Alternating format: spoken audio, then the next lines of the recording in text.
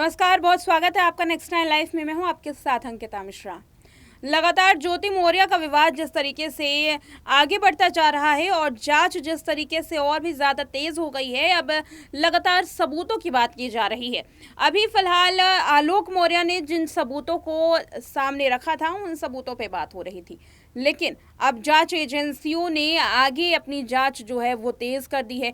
सबूतों की बात करें तो अब इलेक्ट्रॉनिक सबूतों को खंगाला जा रहा है, इलेक्ट्रॉनिक सबूतों को इकट्ठा किया जा रहा है।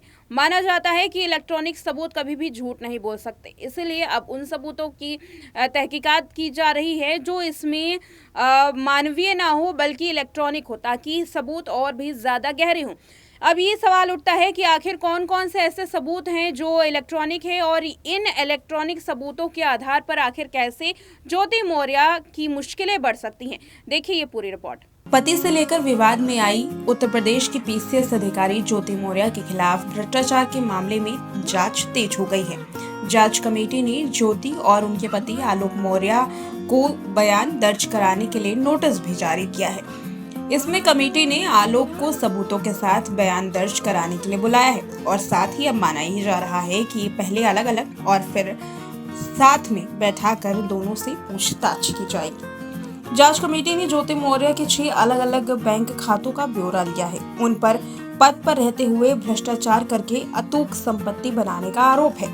आलोक मौर्य ने अपनी शिकायत में 32 पन्नों की डायरी भी शामिल की है और साथ ही कुछ इलेक्ट्रॉनिक एविडेंस भी कमेटी को सौंपे हैं। वहीं माना यह जा रहा है कि कमेटी अब अपनी तरफ से भी कई सबूतों को इकट्ठा करने में जुटी हुई है।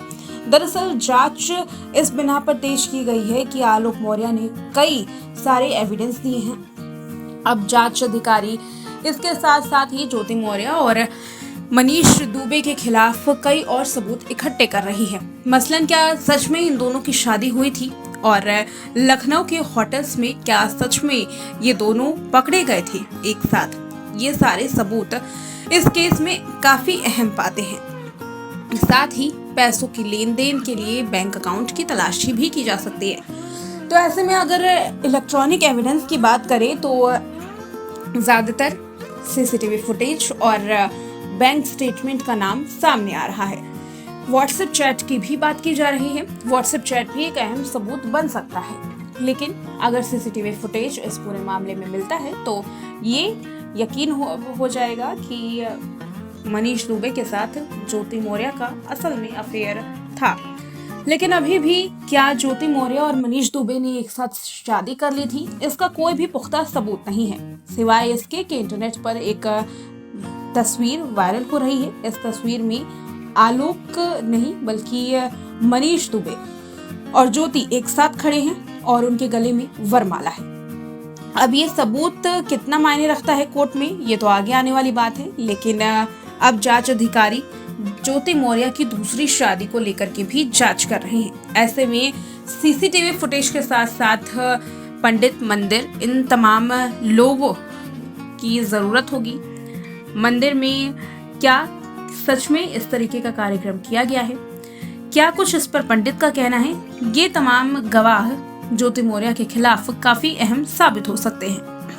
अगर बात करें इलेक्ट्रॉनिक सबूतों की तो इसमें लैपटॉप काफी अहम सबूत बन सकता है। जी हाँ, कई लैपटॉप में जानकारियां जो कि ज्योति मौर्य और मनीष दुबे के खिलाफ होंगी वो इकट्ठा करके जांच एजेंसी तमाम मसलों पर अपने राय दे सकती है और रिपोर्ट भी सौंप सकती है। इसके लिए इंतजार करना होगा कि आखिर कौन कौन से इलेक्ट्रॉनिक सबूत इकट्ठे किए जाते हैं। साथ ही आलोक मौर्य ने जिन सबूतों को दिया है उनकी भी जांच करनी जरूरी है। माना यह जा रहा है कि आलोक मौर्य लंबे समय से सबूत इकट्ठा कर रहे थे और ये सबूत उनके लिए ही काफी ज्यादा मददगार साबित हुए। लेकिन क्या कोर्ट में आलोक मौर्य द्वारा इकट्ठा किए गए सबूत काम आएंगे, ये जांच कमेटी पर आधारित है। अगर जांच कमेटी इन सबूतों को हरी झंडी देती है तो ऐसे में जब जांच के लिए ये तमाम चीजें काफी अहम होंगी। फिलहाल अगर बात करें ज्योति मौर्य के मामले में पैसों की लेन देन की तो 33 करोड़ रुपए की लेन देन का आरोप ज्योति मौर्य पर लगा है। ये लेन देन काफी समय से किया जा रहा था। जिसमें ये बताया जा रहा है कि मनीष दुबे का भी हाथ था। मनीष दुबे को इन तमाम चीजों के बारे में पता था। ऐसे में मनीष दुबे की पत्नी का अभी भी इन तमाम मसलों पर कोई ठोस बयान सामने नहीं आया है। ज्योति मौर्य और मनीष दुबे के खिलाफ उनकी पत्नी गवाही दे सकती है, जो कि एक अहम पहलू होगा इस पूरे केस का। तो अब देखना ये है कि laptop, pen drive, CCTV footage, साथ ही बैंक स्टेटमेंट, व्हाट्सएप चैट, ये तमाम इलेक्ट्रॉनिक सबूत किस तरीके से ज्योति मौर्य के खिलाफ गवाही देते हैं। साथ ही मनीष दुबे की पत्नी खुद आलोक मौर्य, अगर ज्योति मौर्य ने दूसरी शादी की है तो पंडित और मंदिर के आसपास के परिसर के लोग भी इसमें गवाही देंगे, और वो क्या देते हैं वो भी काफी अहम हो जाता है। साथ ही आपको बताते चले कि ज्योति मौर्य के पड़ोसियों की भी कई वीडियोस वायरल हो रही हैं। इसमें पड़ोसियों ने भी ज्योति मौर्य पर आरोप लगाए हैं। साथ ही पड़ोसी अब आलोक मौर्य का साथ देते हुए नजर आ रहे हैं। ऐसे में साफ तौर पर कहा यह जा सकता है कि ज्योति मौर्य फंसने के लिए तैयार हो गई है। बता दें कि अगर इसमें ज्योति मौर्य दोषी सिद्ध हो जाती हैं तो सबसे पहले उनकी पद को छीना जाएगा, और साथ ही पद से निलंबित होने के बाद 7 साल की सजा भी हो सकती है, साथ ही जुर्माना भी लग सकता है।